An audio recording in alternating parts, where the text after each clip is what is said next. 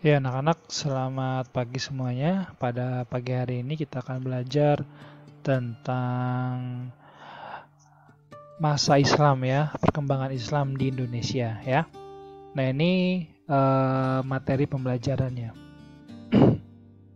Ini adalah standar kompetensi yang harus kalian pahami, yaitu memahami perkembangan Islam di Nusantara ya. Untuk kompetensi dasarnya bisa kalian baca sendiri. Kemudian kita langsung saja.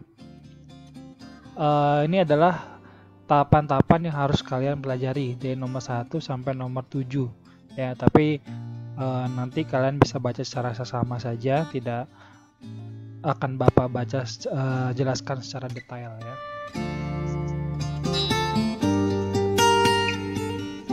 Nah, ini kapan Islam masuk Indonesia dan siapa pembawanya. Nah, masuk Indonesia itu mulai di abad 7 ya. Nah, ini pada abad 13 sampai abad ke-7 Masehi, pembawanya berasal dari Arab Timur Tengah. Nah, ini yang membawa Islam ke Indonesia ya. Teori tersebut dapat simpulkan bahwa Islam masuk Indonesia pada abad ke-7. Ingat ya, siapa saja penyebarannya? Di bangsa Arab, Persia, dan Gujarat ya, India. Nah, ini adalah peta jalur awal masuknya Islam ke Indonesia. Bisa kalian perhatikan sendiri ya. Awalnya apa saja ya masuknya, dari Persia, Gujarat, India. Nah, masuk ke sini ya. Next. Nah, ini jalur perdagangannya. Nah, ini ada proses perkembangan Islam ke Indonesia dari jalur perdagangan sampai dengan jalur kesenian. Nah, jalur perdagangan ini kesibukan lalu lintas perdagangan sekitar abad ke-7 sampai abad ke-16. Telah melibatkan pedagang-pedagang muslim dari Arab, Persia, dan India. Melalui transportasi laut, mereka sampai ke daerah pesisir Indonesia. Sambil berdagang, mereka berdakwah, baik melalui sikap mereka yang menampilkan sikap akhlakul karimah, seperti berlaku jujur, sopan, ramah, benar dalam menakar dan menimbang barang dagangan ya. Jadi ini adalah proses masuknya perkembangan Islam melalui perdagangan. Ya, abadnya kalian perhatikan di sini ya. Selanjutnya melalui perkawinan. Nah, kenapa Islam sangat mudah masuk ke Indonesia? Pada awal mulanya Islam itu berada di negara-negara Arab ya, dan negara Indonesia itu pada saat itu mempercayai sistem animisme dan dinamisme ya. Nah, kenapa melalui perkawinan? Sangat mudah, karena perkawinan ini hanya mengucapkan kalimat dua syahadat ya, jadi tidak ada sistem kasta kayak di agama Hindu. Selanjutnya melalui pendidikan ya, ada pesantren, kemudian ada madrasah ya, tokoh ulamanya, mubalik dan sebagainya. Selanjutnya melalui kegiatan kesenian, ada wayang purwa, kemudian ada hikayat, babat, seni bangunan dan seni ukir. Nah, ini di buku ada ya, bisa kalian pelajari juga yang ada di buku.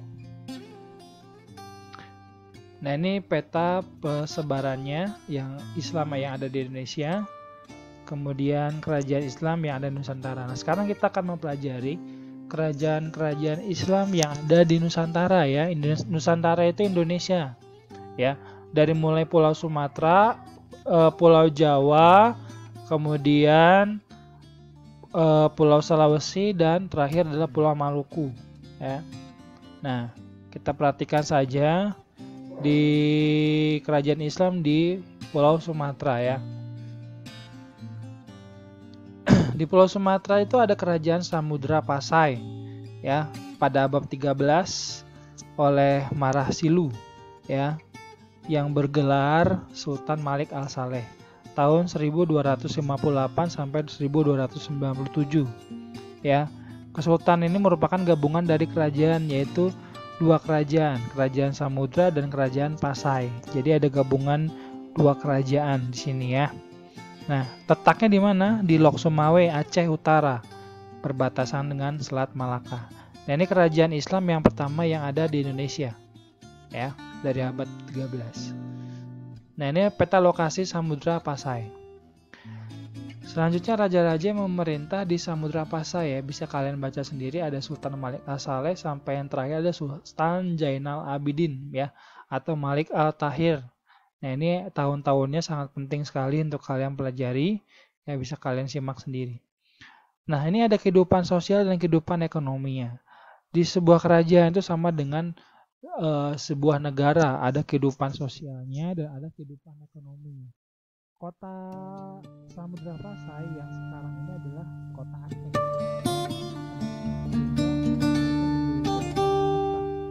Kehidupan ekonomi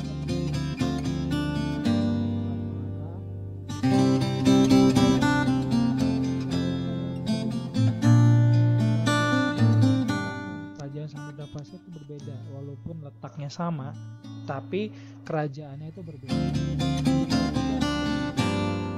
Kalau di kerajaan Samudra Pasai tadi bisa kalian lihat itu ada Sultan Malik As-Saleh, sedangkan di kerajaan Aceh Darussalam itu ada Sultan Ali Mukhayat Shah.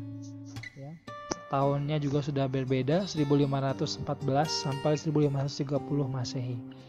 Ya, kerajaan Aceh ini merupakan penyatuan dari dua kerajaan kecil, yaitu Lamuri dan Aceh Dar al-Kamal ya.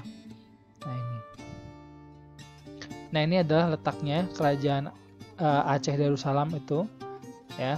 Nah, ini ya. Ini Samudra Pasai ya, ini Selat Malaka. Ya, bisa kalian perhatikan ya. Sangat jelas sekali. Nah, raja-raja Aceh Darussalam ada Sultan Ali Mukhayat, maaf ya. Ini ada masa pemerintahannya Aceh berhasil memperluas kerajaan dengan menyatukan kerajaan-kerajaan di sekitarnya, seperti Kesultanan Samudra Pasai, Perlak, Lamuri, Benua, Temiang, dan Indrajaya. Ya, jadi Sultan Ali Muhammad Syah inilah yang berhasil mempersatukan kerajaan kecil-kecil yang ada di Nangro Aceh Darussalam ya. Yang kedua adalah Sultan Salahuddin ya. Kalian perhatikan juga tahunnya. Nanti kalau Bapak tanya tahunnya, kalian bisa menjawabnya ya. Nah, ini kalian bisa baca sendiri ya riwayatnya, karena masih banyak yang perlu Bapak jelaskan. Nah, yang terakhir Sultan Iskandar Muda ya. Sultan Aceh Darussalam mencapai puncak kejayaannya di bawah pemerintahan Sultan Iskandar Muda. Nah, ini yang sangat penting. Sultan Aceh Darussalam mencapai puncak kejayaannya di bawah pemerintahan Sultan Iskandar Muda. Sultan Iskandar Muda memperhatikan pula kegiatan keagamaan seperti membangun masjid ya, kemudian memberikan sebuah jaluan bagi Aceh itu sendiri, yakni Serambi Mekah Juluk. Jadi yang menjulukan Aceh Serambi Mekah adalah Sultan Iskandar Muda ya. Nah, ini adalah wilayahnya. Nah, ini bisa kalian masih berhubungan dengan Sultan Iskandar Muda ya, ini peralihan kekuasaan ya, dari Iskandar Muda kemudian Iskandar Sani. Ya, bisa kalian lihat sendiri ya biografinya. Nah, ini bukti kejayaan ya, keberadaan ya kerajaan Aceh Darussalam ya. Masjid Baitur Rahman sekarang masih ada. Ya, selanjutnya kita akan mempelajari kerajaan Islam yang ada di Jawa. Tadi kita ada di Sumatera, kita sekarang ada yang di Jawa ya. Kerajaan Islam yang ada di Jawa itu pertama adalah Demak. Demak ini dulu adalah kadipaten bekas kekuasaan Kerajaan Majapahit ya. Semenjak Kerajaan Majapahit turun ya, Kerajaan Demak muncul dan membuat sebuah periodisasi kerajaan Islam yang terbaru di Indonesia, terutama di Pulau Jawa ya. Kerajaan Demak adalah kerajaan Islam pertama di Pulau Jawa. Setelah itu jatuhnya kerajaan Hindu Majapahit ya. Majapahit runtuh kan kalian sudah pelajari ya, banyak macam-macamnya, gara-gara perang saudara, kemudian ada pemberontakan Ranggalawe dan sebagainya itu ya. Nah, Kerajaan Demak secara geografis terletak di Jawa Tengah. Pusat pemerintahnya di Bintoro, terletak antara Bergola dan Jepara. Nah, ini adalah geografisnya. Selanjutnya, nah ini adalah peta lokasi kerajaan Demak ya. Di sini ada Semarang. Nah, Demak tuh di dekat Semarang ya. Jepara, Kudus ya di sini. Di sini pusat kegiatan agama Muslim pada saat itu di Pulau Jawa ya, sehingga kita kenal dengan ada Sunan ya. Sunan juga tokoh penyebaran agama Islam di Pulau Jawa, anak-anak ya. Nah, raja-raja siapa sih memerintahkan kerajaan Demak? Nah, ini yang terkenal Raden Patah, yang kedua Adipati Unus, yang ketiga adalah Sultan Trenggono. Ya, Demak berkembang sebagai kerajaan besar pada saat itu di Pulau Jawa. Ya, raja yang pertamanya adalah Raden Patah. Ia bergerak Sultan Alam Akbar Al-Fatah ya, 15.000 sampai 15.018. Pada perpisahannya, Demak memiliki peranan yang penting dalam rangka penyebaran agama Islam, khususnya di Pulau Jawa, karena Demak berhasil menggantikan peranan Malaka setelah Malaka jatuh ke tangan Portugis. Nah, tadi yang Malaka itu kerajaan Islam Aceh Darussalam itu ternyata jatuh ke tangan Portugis. Pada saat ini Portugis juga masih mengganggu kediaman para kerajaan-kerajaan yang ada di Nusantara. Selanjutnya, nah bisa kalian sendiri ya, otomatis kalian sebut, maka tahun 1513 Demak melakukan penyerangan terhadap Portugis di Malaka yang dipimpin oleh Adipati Unus atau yang dikenal dengan sebutan Pangeran Sabaranglor. Jadi kalau ada pertanyaan, kalian tahu ya. Oke. Selanjutnya, puncak kebesaran Demak terjadi pada masa pemerintahan Sultan Trenggono. Ya. Nah, karena pada masa pemerintahannya Demak memiliki daerah kekuasaan yang luas dari Jawa. Dua tindakan Sultan Trenggono dalam rangka mengembangkan kerajaan Demak adalah ada A, B. Ya, ini sangat penting sekali ya. Nah, ini peta kekuasaan Demak anak-anak. Nah, mulai dari sini ya. Karena kerajaan Hindu-Buddha udah nggak ada. Jadi adanya kerajaan Islam ya. Nah, ini sangat kuat sekali. Kehidupan sosial bisa kalian baca sendiri ya. Nanti kehidupan ekonominya juga, kehidupan budayanya ya bisa kalian lihat sendiri juga. Kemudian 3 peranan wali pada masa berlangsung kerajaan Demak ya. Nah, ini bisa kalian pelajari juga ya. Nah, ini adalah salah satu contoh peninggalan kerajaan Demak ya pada masa itu ya. Nah, bisa kalian lihat di sini. Nah, ini ada Masjid Beratap Tumpang ya, benar ya. Nah, ini adalah peninggalan kerajaan Demak ya, di bidang budaya ya. Bisa kalian baca sendiri.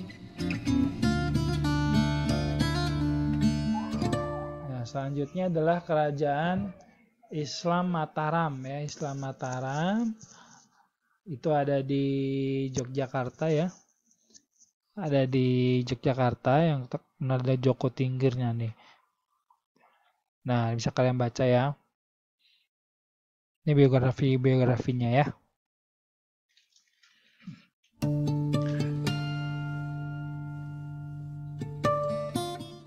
Kalau Mataram kuno itu agamanya Hindu ya, dan Buddha. Sekarang kerajaan Islam Mataram itu agamanya Islam ya. Mataram baru ini ya. Ya, bisa kalian perhatikan ya. Nah, kerajaan Islam Cirebon, nah bisa kalian perhatikan juga ya. Di sini ada kerajaan Islam Cirebon.